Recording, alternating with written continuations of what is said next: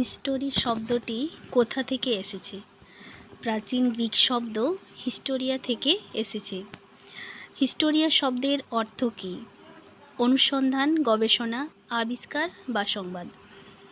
ইতিহাস হলো ভাঙা টুকরো দিয়ে জোড়া এক বিশাল ধাঁধা, যার অনেক টুকরো হারিয়ে গেছে। কথাটি কে বলেছেন? E.H. কার। মানব সভ্যতার ইতিহাসকে কয় ভাগে ভাগ করা যায় ও কি কি?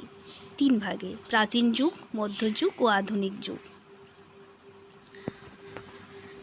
সভ্যতার আদিপূর্বে আদিম মানুষ কিসের হাতিয়ার ব্যবহার করত? পাথরের হাতিয়ার। প্রাচীন যুগকে কয় ভাগে ভাগ করা হয় ও কি কি?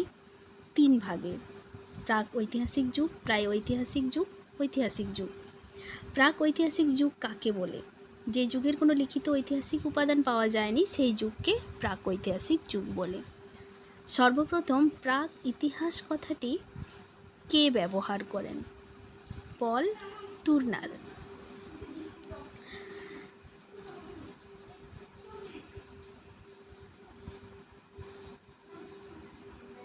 কিসের উপর ভিত্তি করে প্রাক ঐতিহাসিক যুগের ইতিহাস রচিত হয়? প্রত্নতাত্ত্বিক উপাদান।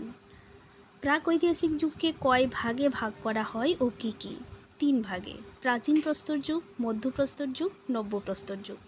প্রাক ঐতিহাসিক যুগ কাকে বলে? যখন লিপির ব্যবহার শুরু হয়েছে কিন্তু আজও পর্যন্ত তার যথাযথ পাঠোদ্ধার সম্ভব হয়নি। প্রাক ঐতিহাসিক যুগের প্রাথমিক উপাদান কি?